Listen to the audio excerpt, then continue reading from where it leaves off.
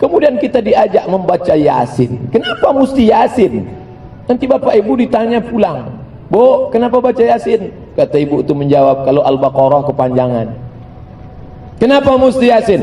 Karena dalam Al-Quran, buka tafsir Ibnu Katsir, Abul Fida Ismail Ibnu Katsir, tafsir Al-Quranil Azim. Di situ dituliskan satu hadis, man qara'a Yasin fi lailatin, siapa yang baca Yasin pada suatu malam, asbaha maghfuran lah, maka pada waktu subuhnya dia sudah dapat ampunan Allah. Yang baca Yasin tadi malam, malam Jumat, maka subuh tadi sudah dapat ampunan Allah. Yang baca Yasin siang Jumat, maka pada waktu petangnya dapat ampunan pada Allah. Tidak khusus hari Jumat. Pak Ustadz, kata jamaah, apa hukum baca Yasin malam Jumat? Nabi tidak katakan malam Jumat, setiap malam baca Yasin. Tapi karena tak sanggup tiap malam, dipilihnya malam Sayyidul Ayyam, malam Jumat. Tiap malam baca Yasin, tak sanggup tiap malam, maka malam Jumat seminggu sekali. Seminggu sekali pun tak sanggup, innalillah wa inna ilaihi raji'un. Mati sajalah. Apa lagi yang dapat kita lakukan untuk membawa bekal ke hadapan Allah Subhanahu wa taala?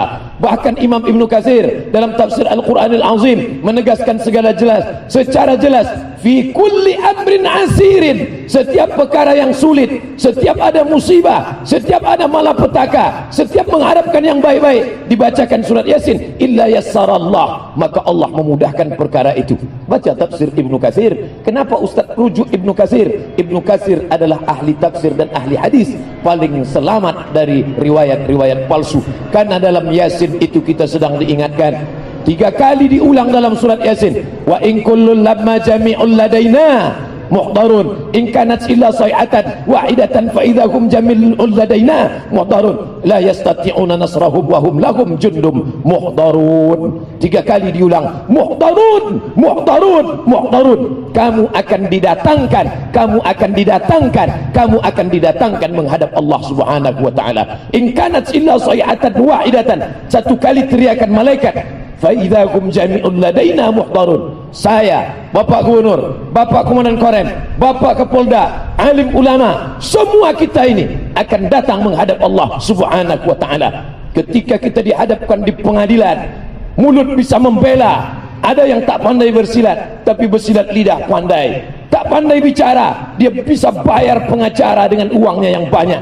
Tapi Yasin mengingatkan kita, baru kita baca, al-yauma nakhtimu ala afwahihim, saat itu mulut terkunci, wa tukallimuna aydihim, tangan yang dulu menandatangan, yang dulu berbuat, tangan akan bersaksi, wa tukallimuna aydihim, kaki akan bersaksi, wa tashhadu arjuluhum, kaki akan memberikan persaksian, bima kanu yaksibun, semua perbuatan yang pernah kita lakukan. Mulut terkunci, tangan bicara, kaki bersaksi. Itu ada dalam surat Yasin. Makanya orang merenung baca surat Yasin, imannya bertambah, tingkat kebrutalannya berkurang. Kenapa? Karena surat Yasin menjadi perenungan yang luar biasa. Sanggupkah Allah menghidupkan kita yang sudah mati dimakan cacing tanah? Yasin mengingatkan, innama amruhu iza arada syai'an ayyakula lahu kun fayakun. Abdul Somad yang sudah mati dimakan cacing tanah, Allah tunjuk dengan satu kata, kun, maka Abdul Somad akan bangkit menghadap Allah. Ketika itu akan diminta pertanggungjawaban. Semua yang kita lakukan akan dituntut di hadapan Allah. Amat sangat baik surat Yasin ini dibaca. Ada yang tak pandai bersilat, tapi bersilat lidah pandai. Tak pandai bicara, dia bisa bayar pengacara dengan uangnya yang banyak.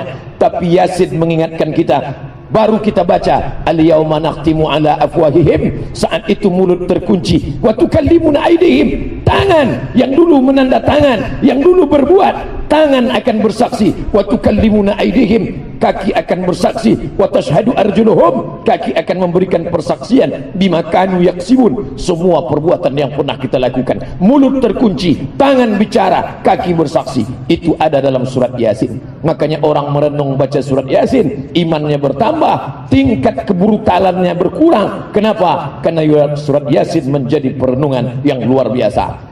Sanggupkah Allah menghidupkan kita yang sudah mati dimakan cacing tanah? Yasin mengingatkan, innama amruhu iza arada syai'an ayyakula lahu kun fayakun. Abdul Somad yang sudah mati dimakan cacing tanah, Allah tunjuk dengan satu kata, kun, maka Abdul Somad akan bangkit menghadap Allah. Ketika itu akan diminta pertanggungjawaban. Semua yang kita lakukan akan dituntut di hadapan Allah. Amat sangat baik surat Yasin ini dibaca. menghidupkan kita yang sudah mati dimakan cacing tanah. Yasin mengingatkan, innama amruhu iza arada syai'an ayyakula lahu kun fayakun. Abdul Somad yang sudah mati dimakan cacing tanah, Allah tunjuk dengan satu kata kun, maka Abdul Somad akan bangkit menghadap Allah. Ketika itu akan diminta pertanggungjawaban. Semua yang kita lakukan akan dituntut di hadapan Allah.